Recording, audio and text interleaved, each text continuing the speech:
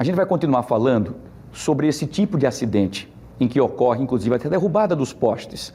No entendimento do Superior Tribunal de Justiça, que é o STJ, cabe ao proprietário do veículo que colidiu com um poste de iluminação pública demonstrar que não teve culpa ou então pagar pelos danos causados à concessionária.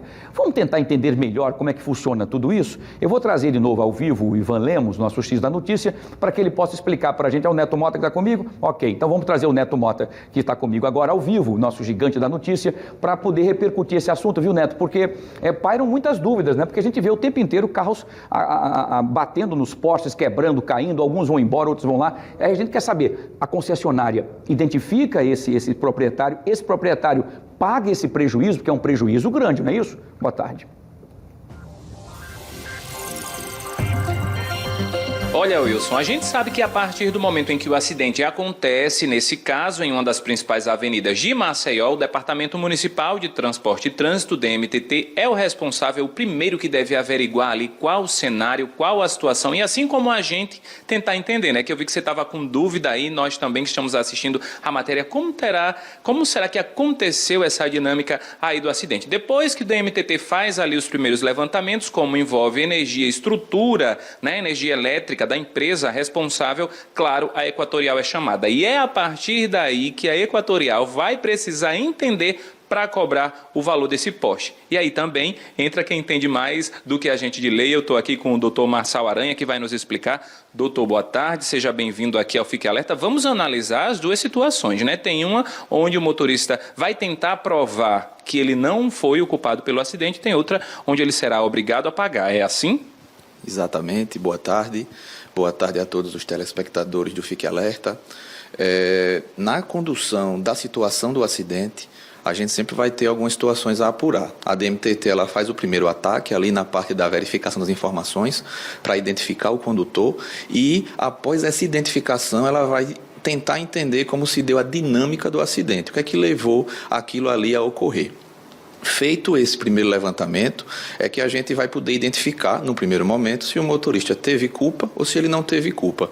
Como vocês bem adiantaram, tendo o motorista culpa nessa situação, ele vai, conforme entendimento do STJ e conforme legislação específica, ele vai ter que responder pelos danos que ele deu causa.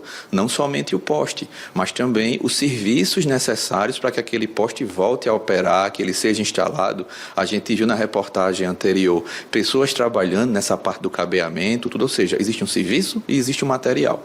Ele só não vai efetuar os pagamentos por esses danos à concessionária se efetivamente a gente verificar algumas situações específicas, como por exemplo, ele teve aí, a gente tem 4 situações, a gente tem o caso fortuito, a gente tem a força maior, a gente tem o dano provocado por terceiro ou a vítima aí que ela gerou a situação. Mas como assim essas situações elas se dão? O caso fortuito, eu vou ter uma situação imprevisível que eu não tinha como evitar. Por exemplo, a motorista vinha na condução do carro e de repente ali quebrou a barra de direção, estourou um pneu, ela caiu num buraco e aquilo ali levou ela ao poste. Eu tenho a força maior, que é uma condição do tempo, por exemplo, que levou aquele acidente. Ou vamos dizer que um terceiro passou na via e fez com que ela perdesse o controle do carro, ou seja, a vítima gerou ali aquela situação. Tudo isso, o motorista ele tem que comprovar que aconteceu para excluir a responsabilidade dele, sob pena de ele efetuar aquele pagamento. E isso vai acontecer, em se tratando da Equatorial, num processo judicial, é onde ele vai se defender para comprovar ali que não causou aquilo, não foi um ator ativo daquela situação, para que ele não faça o pagamento daquele prejuízo que foi causado. E quais são os tipos de prova que ele pode juntar? Por exemplo, a gente viu ali que o shopping possui uma câmera que provavelmente pegou ali o momento do acidente. Essas imagens podem entrar como prova e outros documentos? A gente tem as imagens, a gente tem o laudo da SMTT, que agora é DMTT, né, para poder trazer isso para um processo. A gente pode utilizar a prova testemunhal, a gente vai ter aí o uso de todas as provas admitidas em direito para que essa pessoa que gerou essa situação, que estava envolvida na situação, ela comprove que efetivo se ela contribuiu ou não para a causa daquele acidente ali. Doutor, e dá para dizer mais ou menos a média do custo disso, do poste, da reparação, da recolocação?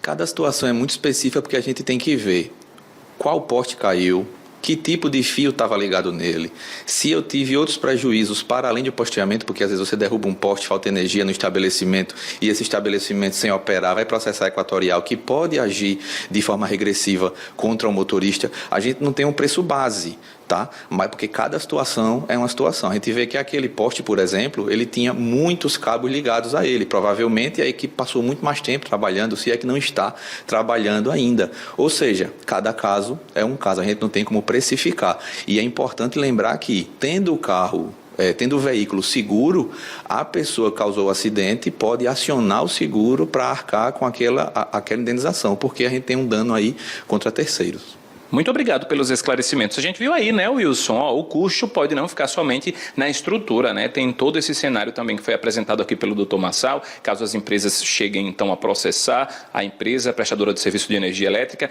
enfim, e por aí é a análise mesmo do cenário como a gente estava tentando fazer aqui. Volto para você.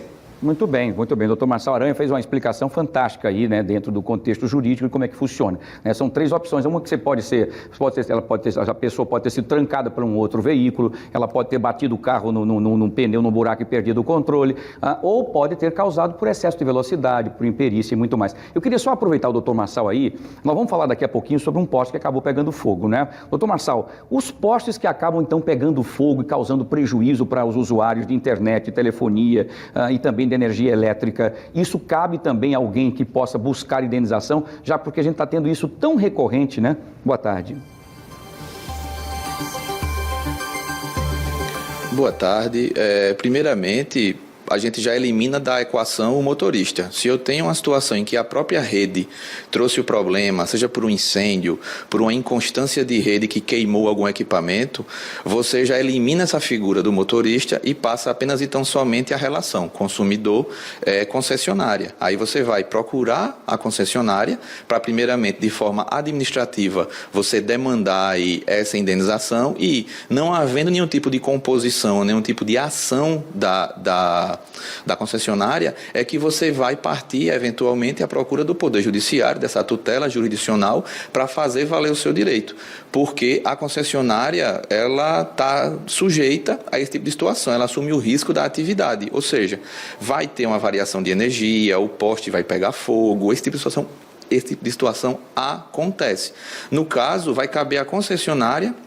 E aí, já que a gente tirou o motorista da história, vai caber à concessionária comprovar que não teve culpa, que não agiu para aquilo dali. Ou seja, o poste pegou fogo porque alguém mexeu na fiação, um carro bateu e danificou alguma coisa. Ela vai ter que comprovar que não atuou para que aquilo dali acontecesse. Lembrando que, como a gente tem uma relação de consumo, o direito trata a concessionária de forma diferente. Ou seja, ela assume alguns ônus por conta da atividade que ela executa.